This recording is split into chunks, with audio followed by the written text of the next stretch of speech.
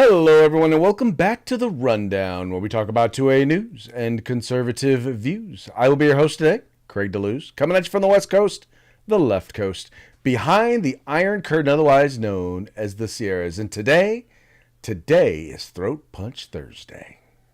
Guess what day it is? Guess what day it is? Who's ready? It's Throat Punch Thursday, bitch.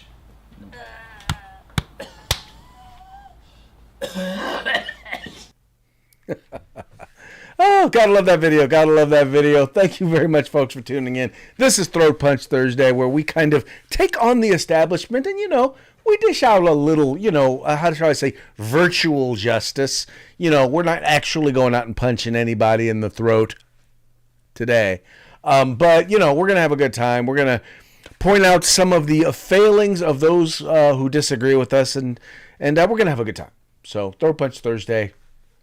It is what it is. Anyway, folks, thank you so much for tuning in. We very much appreciate it. As you see, Mike's not here today. Don't know where he is. Supposed to be here. He's in Florida. So for those of you who do not know, which probably means that it's probably drizzling a little bit too much. Just a little bit too much moisture in the air down there with tropical storm. Actually, I think it's going to be. I think it's now Hurricane Helene. Now messing with folks. So in any case, Mike's not here with us today, and if he does wind up joining us, I will bring him on in. But that means that it's just us. It means it's me and you. And so if you're participating in the program and you are watching or listening live, that's 3 p.m. Pacific, 6 p.m. Eastern on YouTube, on Facebook, on Rumble, on Twitter. Please go ahead and comment, and if we find your comments to be interesting, we'll go ahead and we'll post them. We're not post them. We will share them with the audience. Once again, we're not looking for agreement. We're just looking to be entertained. So I do this quite, by the way, folks, because it entertains me, not just because I wish to entertain, which I would kind of like to entertain y'all. At least I hope I'm somewhat entertaining. Anyway, but even if I'm not, I do entertain myself. So. Nonetheless, it is not time that is. It is definitely is not time that is wasted. Plus, we get to have a little bit of fun and reach out and help out our sponsors. So let's go ahead and let's give them a quick shout out. We're going to start with Hitman Industries. They have rifle and pistol caliber barrels available for you today. Whether you're looking to do a home build or whether you're looking to rebarrel your current firearms, they are the place to go. So go to hitmanindustries.net. Check them out. They even have Glock barrels there available for you. So check them out today. Once again, hitmanindustries.net. Then we have the California Republican Assembly working to help elect conservatives get elected at all levels of government, from school board all the way up to President of the United States. In fact, Ronald Reagan once referred to CRA as the conscience of the Republican Party. Just go to cragop.org, that's cragop.org, and check them out. They are, by the way, the largest and the fastest growing grassroots conservative organization in the state of California. So join them today. Once again, cragop.org. And then the best in concealed carry and tactical holsters can be found at hogholsters.com. That's HAWG holsters.com, helping Americans wear guns. Check them out today. All you got to do is go to their website. Just go to hogholsters.com. Make sure you use the discount code The Rundown. That's all caps, no spaces, one word, just like it is right up there. And you're going to get a discount on us today. So check them out today. Once again, hogholsters.com. And then finally, as the weather is changing, you might need to get some fall gear. You may need some wet weather gear. You may need to even get some cold weather gear. Maybe it's still warm where you are and you need hot weather gear. Whatever it is that you are looking for, you will find it at uscombatgear.com. Folks, they have a huge selection. They have really competitive prices. They have super fast shipping. Once again, veteran owned and operated. At their website, trust me, you can find all things tactical except for the gun. That's uscombatgear.com. All right, speaking of tactical, I believe that the Harris campaign is probably considering a tactical retreat. At least they should be. They have done a grand total of 3 media interviews since Kamala Harris has become the Democratic nominee for the president of the United States. And we're 40 days out from an election. We're about 40 days out from an election. She's done a grand total of 3 interviews. One of those interviews was actually it was a co-interview. It was a softball interview. It was the one that was done on CNN. Where they did the interview. I think the total interview was 27 minutes, only 16 minutes made it on air for an hour-long program, which meant that 2/3 of it or 3/4 of it was basically infomercial, promoting Kamala Harris and Tim Walz. Not much of a real deal. And not, by the way, not a lot of deep questions. The only follow-up question that, by the way, never got answered. She basically just decided, the interviewer basically decided, okay, I'm not going to bother doing any follow-up questions because she's not going to answer them. Then she did an interview on ABC 6 in Pennsylvania, and that one went all bad. We played some of the word salads that came out of that interview. And now we have the third interview. Now, the interesting thing about this third interview, it was done with a reporter who basically said, yeah, she doesn't really have to answer any questions. She shouldn't be required to answer any questions because she's running against Donald Trump. And why should she have to answer questions if she's running against Donald Trump? Well, she got the interview and she asked questions, and I'll at least give her some credit. I'll at least give this reporter some credit. She asked a few follow-up questions, and it wasn't completely softball, but it was probably the hardest interview that she's had to date since becoming the presidential nominee. And I want you to listen to how she answers the very first question, and that'll give you an idea of how this interview went. Madam Vice President, you just laid out your economic vision for the future. Yeah. But still, there are lots of Americans who don't see themselves in your plans. For those who say these policies aren't for me, what do you say to them? Well, if you are hardworking, if you have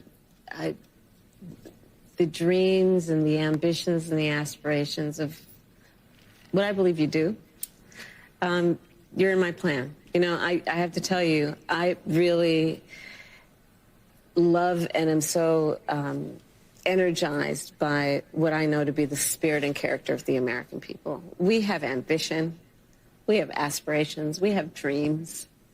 We can see what's possible. We have an incredible work ethic. But not everyone has the access to the opportunities that allow them to achieve those things. But we don't lack for those things. But not everyone, gets handed stuff on a silver platter. And so my vision for the economy, I call it an opportunity economy, is about making sure that all Americans, wherever they start, wherever they are, have the ability to actually achieve those dreams and those ambitions, which include, for middle-class families, just being able to know that their hard work allows them to get ahead, right? I think we can't and we shouldn't aspire to have an economy that just allows people to get by. People want to do more than just get by. They want to get ahead. And I come from the middle class. Madam. All right, so let's break that down. She was asked, what do you say to people who don't see themselves in your plan? And her answer was, you're in my plan. That's it. That was the sum total of her answer. You're in my plan. Now, she took almost 2 words to say it, right? And it took her a minute and a half before she finally got into anything related to be a thing, or actually answering the question just seems to be a challenge for her.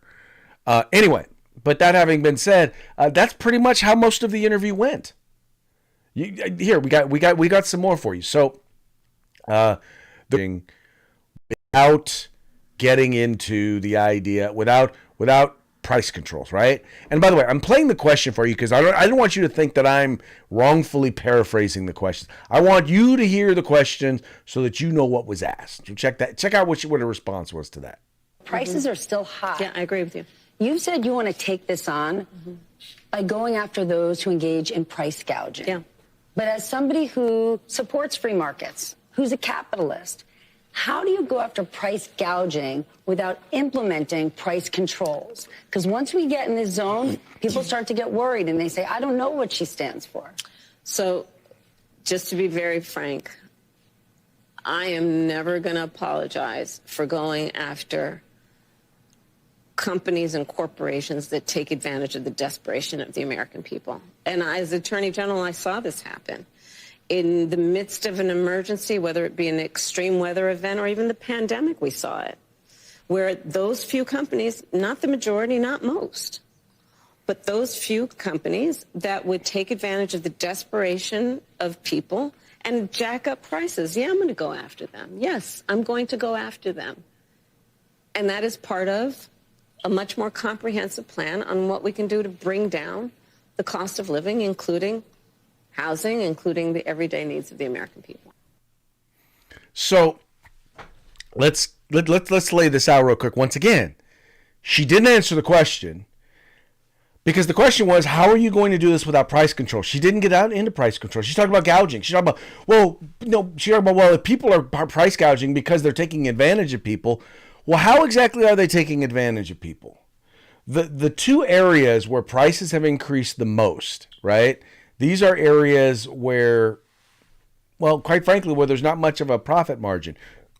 Grocery stores have enjoyed about a 2% profit margin, 2 to 3% profit margin. Their markups are very, very, very slim. They make their money on volume, right? Yet the examples that she brings up all have to do with groceries. So how exactly are they price gouging? If their markup is 2 to 3%, how exactly are they price gouging, right? And how do you plan to address the issue of price gouging if you're not going to control prices? No answer to that question. Not one. The other area is, they claim, is gas. California, they're claiming that big time. Gavin Newsom, he had the California legislature do a special session because he's like, oh, gas prices in California are too high. And trust me, they're about $1.50 higher in California than anywhere else in the country. In fact, while gas prices are going down in the rest of the country, they're going up in California. Now, they ignore the fact in California that we haven't built a new refinery since 1969. Now, in case you're wondering, that's the year I was born. Yeah, and I'm hoping you can tell from some of the gray whiskers here that that wasn't very recent. And then on top of that, we have requirements. We have environmental requirements that require a special blend of gas that comes right out of California. That's only required in California. So they have to do extra things. It's not like we can buy gas from someone else, from another state, and bring it in. Nope, we got to buy it refined right here, or at least from the handful of people that specifically refine fuel for us. But once again, she doesn't. The whole point being, she doesn't answer the question, because in the areas where she claims there's gouging, or where there's massive profits, she claims that they're gouging. Well, the areas where there's major profits, internet companies like Amazon, right? Like eBay, like Google, like ABC, which is that's Google. I'm sorry, I said ABC. Yeah, Google, like Apple. They're the ones that are experiencing the massive profits, in part because earlier it was a couple of years ago, it was because of the way lockdowns worked. It's like you kind of had to go and do everything digitally and online. So that was one reason. But the other reason why is because they've seen an explosion in technology. Just like in the 1990s, Bill Clinton had nothing to do with the explosion of technology that boosted the economy and gave him one of the best economies we've seen in American history. Now, I give him credit for this, though. He didn't get in the way. He did not get in the way of that economy, of that economic boom. The reason why we're seeing the issues and the challenges that we're seeing now is because you have the Biden administration and what will soon be the Harris administration getting in the way. In the case of the Biden-Harris administration, they got in the way by flooding the economy with a bunch of extra cash. Cash that, oh, by the way, we didn't have. They just simply borrowed money. They simply printed money. And when I say borrowed, it's kind of a weird way to do this, because what they did is that they put money out there, all right? They basically said, we're going to put this money out there and we're going to issue bonds. No one bought the bonds, so we borrowed against the bonds. So we bought the bonds, which meant that we just basically flooded the market with money. And that's what we did. And so then when she's asked, well, okay, well, how exactly are we going to pay for this? Are we just going to, to just throw it out there? I mean, how exactly is this going to happen? She had no answers. She had no answers with how we were actually going to pay for this stuff. And by the way, when asked how we're going to pay for it, here is exactly what the interviewer, after the interview, basically had to say about her performance. Talk about that answer. I do, but here's what's a little tricky. She doesn't answer the question around, if the GOP is controlling the Senate, if she can't raise corporate taxes, where is she going to get the money from? To expand the child tax credit and do all the things she wants to do. And she says, we just have to do it. And that's great, and that's a campaign promise. But the issue is, if it means we're just going to borrow again, then what we're doing is we're just never addressing the deficit. And back in the days when you were a proud Republican, debts and deficits mattered.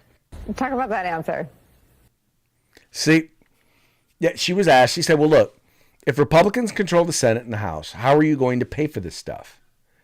And she had no answer. She had no answer because the idea of working with Republicans, keep in mind, this is the president who says she wants to bring people together. If Republicans are refusing to increase taxes to cover this stuff, and by the way, just so you know, that's her goal. Her goal is to actually have them increase taxes and make them pay their fair share. Matter of fact, let me give you the question that she asked that led to that. Expanding that child tax credit, or you mentioned housing before, giving that extra money for a first home. If you can't raise corporate taxes, or if GOP takes control of the Senate, where do you get the money to do that? Do you still go forward with those plans and borrow? Well, but we're going to have to raise corporate taxes, and we're going to have to make sure that the biggest corporations and billionaires pay their fair share. That's just it. It's about paying their fair share. I am not mad at anyone for achieving success, but everyone should pay their fair share, and it is not right that the teachers and the firefighters that I meet every day across our country are paying a higher tax than the richest people in our country. Bill Gates just said it this week. If he was in charge of taxes, he would have paid more. But how do you find that line to make sure corporations are paying their fair share, but they're not leaving our country? Well, listen, I work with a lot of CEOs. I have spent a lot of time with CEOs, and I'm going to tell you that the business leaders who are actually part of the engine of America's economy agree that people should pay their fair share. They also agree that when we look at a plan such as mine that is about investing in the middle class, investing in new industries, investing in bringing down costs, invest in entrepreneurs like small businesses, that the overall economy is stronger and everyone benefits. Expanding that. So she doesn't explain anything. She doesn't say, well, wait a minute, you're saying you're going to bring down costs. You're saying that you're going to invest in the middle class. She's saying that everyone's going to get their fair share. But first of all, she never explains what is fair. What is the wealthy's fair share, right? She says they pay less than the doctors or lawyers or school teachers or garbage men. But the reality is the top 1% pay somewhere around 30 to 40% of all federal taxes. That's the truth. So exactly how much are they supposed to pay? They're 1% of the population, pay almost 40% of all the federal taxes. In fact, the bottom 50% of income earners in this country, the bottom 50% pay nothing, pay absolutely nothing in federal taxes. So once again, I'm confused here. What exactly is their fair share? The top 5%, pay well over 50% of the taxes. So once again, I'm trying to figure out exactly what is their fair share. Fair says if whatever I earn, I should pay the same percentage tax as anyone else, right? If I earn $100, say it's 10%. If I pay $100, I pay $10 in taxes. If I earn $10,000, I pay $1,000 in taxes. If I earn $100,000, I pay $10,000 in taxes. That's my fair share. But like I said before, the thing that comes down to all of this is she's not ready. This was a softball interview. I don't want to say softball interview. This was an interview with a friendly. This was someone who is on her side. And she couldn't answer the question. The person who said she didn't need to answer questions left with the perspective that Kamala Harris doesn't answer questions. I don't know. Was what she said the other day, was that just kind of a ruse to try and get her on the program or something? Was that the way in which she was able to line up that interview? Because they're like, oh, well, she doesn't believe I need to answer questions, so she won't ask any questions. Yeah, maybe that's what she was thinking. Oh, all I know is this was a bomb. This was the third interview, and she is 0 for 3. 0 for 3. And by the way, this was on the tail end of a speech that she gave in Pittsburgh where she's promoting the quote unquote that she's a capitalist. Now, first of all, understand that capitalist is a term that was created by Karl Marx and Friedrich Engels. It was a way in which to denigrate our free market economy. And I know what you're saying. We don't really have a free market economy. To be honest, our economy is a degree of free market. It's on a spectrum between free market and socialistic economy, to be quite honest with you. And at times we lean more towards free market, and at times we lean more towards socialistic, or at the very least using taxpayer dollars to pay for a bunch of stuff. How about that? But where we are, right? But the thing is, she is not a capitalist. She doesn't believe in a free market economy. When you start talking about getting involved in controlling what those who provide products, goods, and services are able to charge for those products, goods, and services, you're not a capitalist. You do not believe in a free market economy. And by the way, you're not down for the little guy either. You want to pick winners and losers. And the winners are usually going to be your friends, and the losers are going to be the American people. And that's usually the way that all works out. That's usually the way that whole thing winds up working out. Anyway, moving right along, there was an article today that I saw, and it was talking about whether or not there is a race war coming. And I know y'all are thinking the next rung in the race war is going to be whites versus blacks, because black people think all white people are racist, and those white people, they're trying to defend themselves against black people. Well, no, actually, that's probably not where it's going to be coming from. In fact, what they're pointing out is there's a group. Where is it? Okay, I know I had it here. They're actually pointing out that there may be some current concerns regarding race war between blacks and migrants. And I don't know why that news story is not up here. Hold on, let me pull it up here real quick. I thought I had did that story already up, but I didn't. But anyway, what they're pointing out, and this is going on over in Chicago, but what they're referring to is the fact that there is right now there is a lot of competition in New York, and it's a fight between, quite frankly, between the black community there and Venezuelans. And this is an article that's over at the Daily Wire. Just found it here. Here we go. It says, it'll be blacks against migrants. Chicagoans warn of coming violent turf wars with Venezuelans. Chicago gang members and ex-convicts are warning of coming violent turf wars with newly arrived Venezuelan migrants who are part of the notorious gang Tren de Arguana, or TDA. Not unlike other cities across the country, Chicago has been inundated with migrants as the border crisis rages on.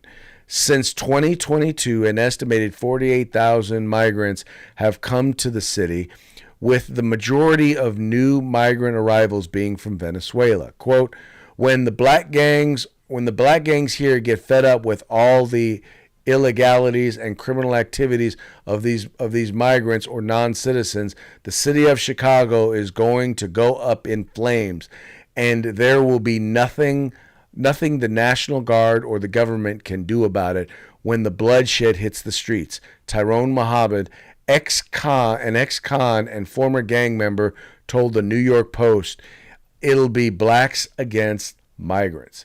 So what we're talking about here isn't just a race war, but it'll be divided along racial lines, but it's going to be among gang members. Because a lot of these folks who are coming in from other countries, and Donald Trump is telling you this, they are straight up, flat out criminals. And while the CNNs of the world and the MSNBCs of the world and the ABC, CBS, and the NBC national affiliates aren't going to tell you the truth, they're not going to report on the crimes that are being committed by these individuals, the local news stations, they're reporting on it. They're talking about it, right? The conservative news stations, they're telling you about it. And the people there in the streets are telling you about it. Here's a dude that has been a part of the criminal underbelly of the city of Chicago. And we know city of Chicago, they don't call it Chirac for no reason. We know it's is this still the murder capital of the United States? I'm not sure. I think New Orleans had kind of taken their place there for a bit. But like I said before, we know that it's a dangerous place there. And if they are in fact telling you that it's dangerous, if the people who are engaging are saying, look, it's about to go down, these guys have no reason to lie. Some of these folks who are coming up from South America, trust me, they're not just fighting for turf down there in Venezuela. They're fighting for their lives in Venezuela. And so when they come up here, they're not messing around. But this is who's just being let into the country.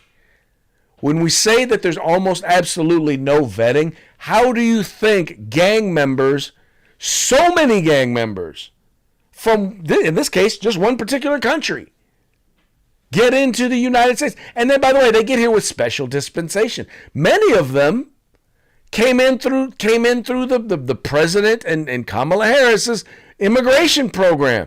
They just let them in, gave them special dispensation to be here, and they're violent gang members. These are the people who say they want to fix the border. Yet they're the ones that have caused the problem. They invited them here. They just let them in. And now there's problems, and now somehow, for some reason, they want to blame Donald Trump. I don't get it. I just don't get it. Well, I get why they would want to blame Donald Trump. What I don't get is why they think they can get away with it. You would think that somebody out there in the media, some of y'all out there, would say something. And what's interesting to see is you're seeing it, like Newsweek has made kind of a shift. You even see that New York Times has had some both reporting and commentary where they've had to check the Biden-Harris administration on some of this stuff. You're seeing CNN. I mean, at a certain point, even the media is saying, okay, look, we got to at least pretend to have credibility.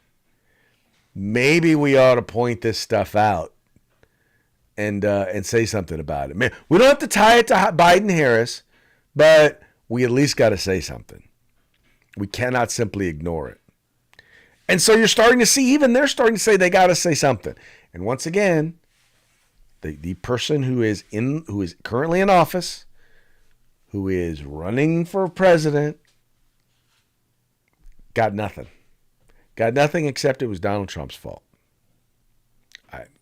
Anyway. Oh, this one you guys are going to love. Taxpayers are forced to pay for trans surgery for a baby killer. You heard me right. For a baby killer. Here, there it is right there. Let me pull this story up. You guys, this one is going to just make you lose your mind. It says here, judge orders taxpayers to foot the gender surgery bill for a savage baby killer who identifies as a Muslim woman. A federal judge ruled that it would be unconstitutional for an Indiana prison to deny a transgender inmate sex reassignment surgery following the inmate's lawsuit against the facility.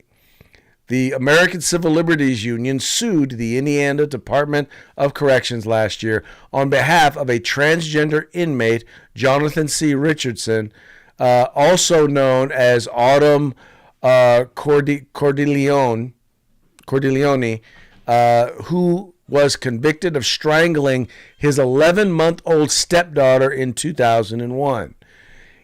Indiana law, however, prohibits the Department of Corrections from using taxpayer dollars for sex reassignment surgeries for inmates.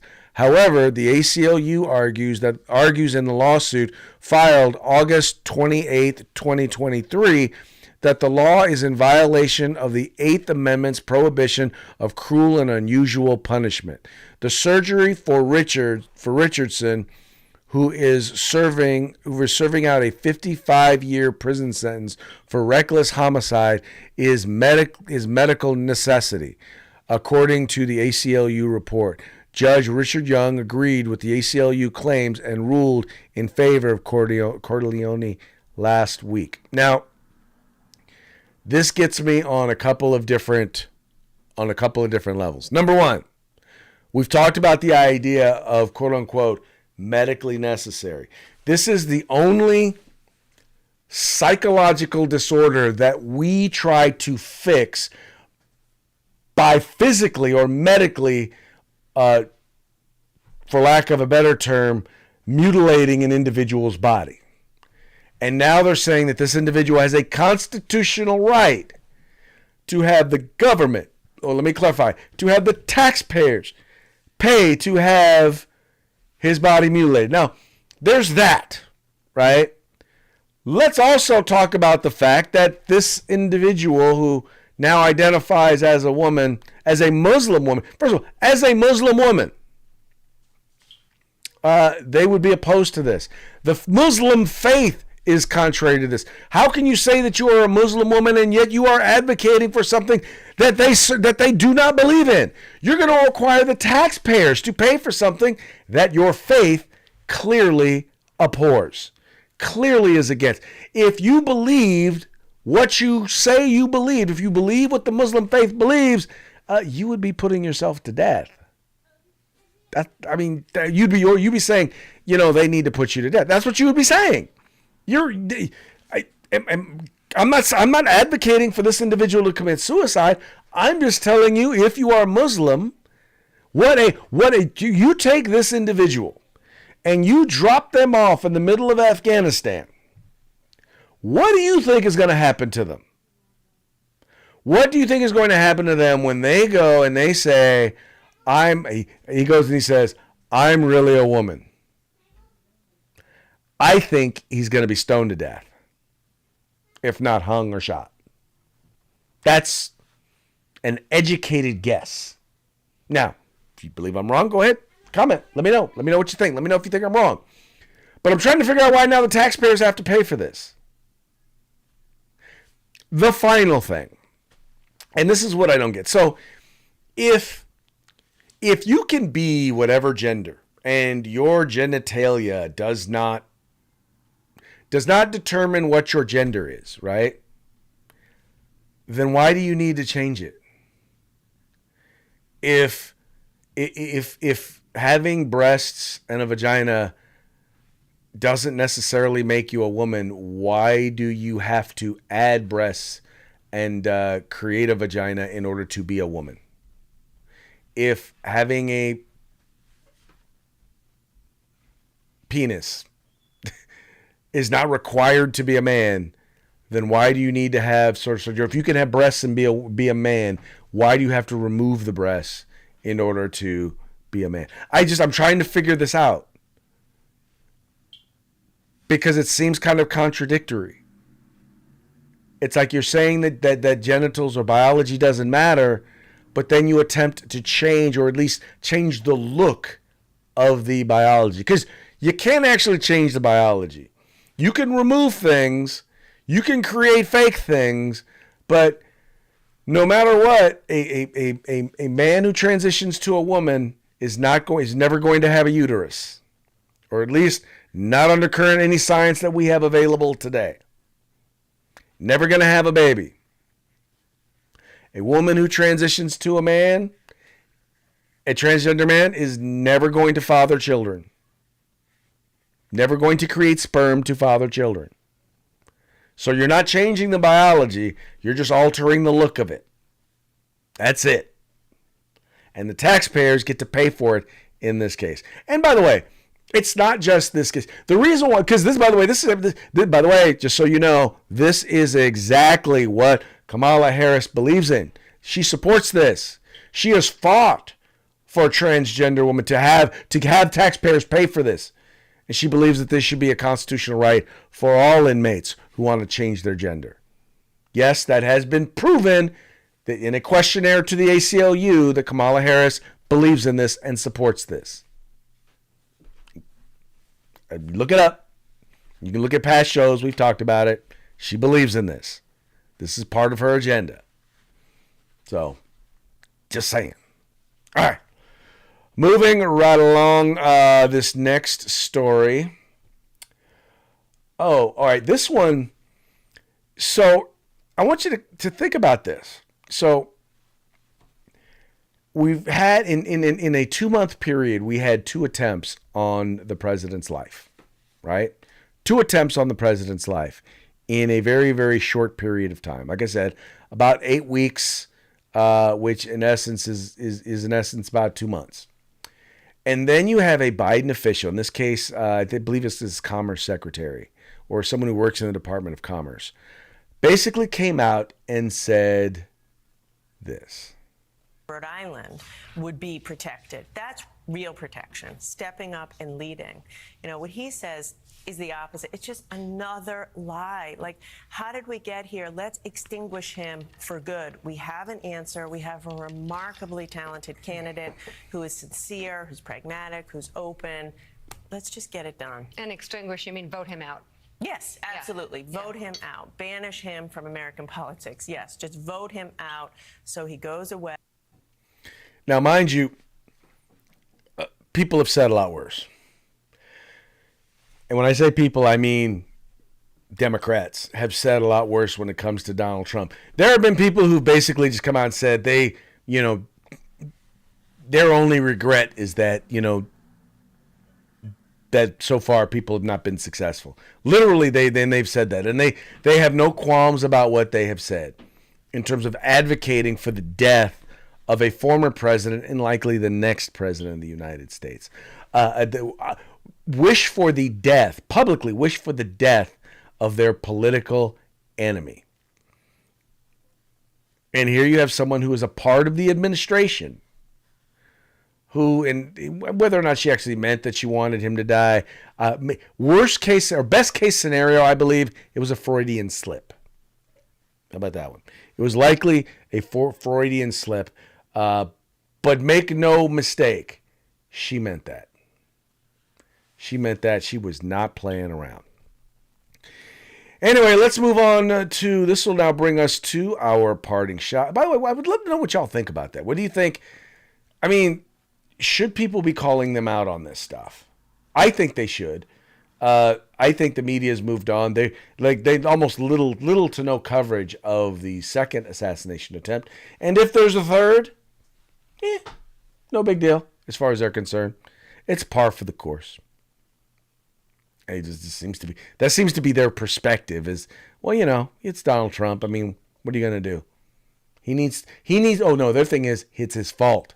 He needs to be less racist. That way, then they won't, people won't be trying to kill him. That's their perspective on it. Anyway. All right, folks, well, that brings us to our parting shots. Parting shots are brought to you by Hog Holsters. Just go to hogholsters.com. Use the discount code, The Rundown, all caps, no spaces. Get your hog holster today.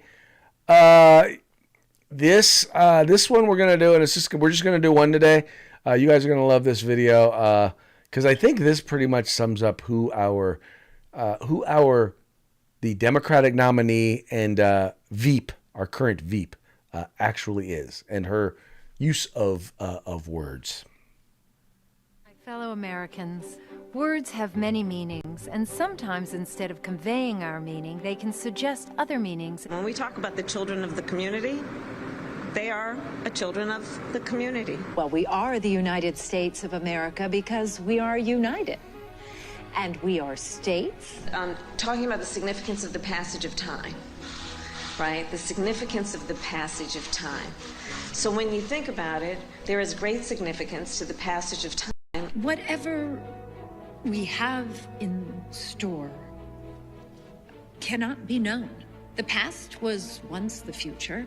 The future is, I should say, unknown. We got to take this stuff seriously as you are, because you have been forced to have to take it seriously. Obesity is a serious disease, and it needs to be taken seriously. You need to get to go and need to be able to get where you need to go to do the work and get home. I hope that clarifies the issue, and this can be the last word on those words. Certain issues are just settled. Clearly we're not. No, that's right, and that's why I do believe that we are living, sadly, in real unsettled times. Well, that comes to you, Kurt. Comes to us courtesy of the Daily Show. And you know what? I think I do have a couple that I do want to share with you from our good friends over at the Babylon Bee. Fake news that you can count on. This first one here, and this kind of goes in line with, kind of how Democrats feel about the president and about the assassination attempts. According to this one, Democrats summon best bounty hunters in the galaxy to hunt down Trump. For those of you who do not, or who are listening to the program, you've got Chuck Schumer with the White House, which just says with a U.S. seal in front of him. Maybe that's the Senate seal. I don't know what it is. Anyway, but behind him you have bounty hunters from Star Wars. Anyway, that's kind of funny. Yeah, I guess you got to kind of see it. And then this kind of is a mix between the story as to why Mike isn't here, as well as another thing dealing with the whole Trump assassination attempt. It says here, media warn Florida hurricane may hamper ongoing Trump assassination attempts. Because, he is in Florida. And, if he's going to spend a lot of his time in Florida, well, the hurricane could make it a little bit harder to assassinate him. I don't know. That seems to be what they're going for. Anyway, because we know, obviously assassination attempts on Donald Trump are not a big deal in their eyes. Anyway, folks, that brings us to the end of our show. But before we go, we're going to give a quick shout out to our sponsors. First, you've got Hitman Industries. You can find them at hitmanindustries.net. Rifle and pistol caliber barrels available for you to purchase today. You got the California Republican Assembly, the conscience of the Republican Party. Check them out at cragop.org. That's cragop.org. And then get your hog holsters at hogholsters.com. Helping Americans wear guns. Check them out today. And then finally, the place where you can get all things tactical except the gun, that would be uscombatgear.com. And with that, we're going to go ahead and call it a day. We will be back tomorrow. Tomorrow is Free for All Friday. Till then, y'all have fun. Stay safe. If you get a chance, make sure to send a few downrange. We will see you tomorrow.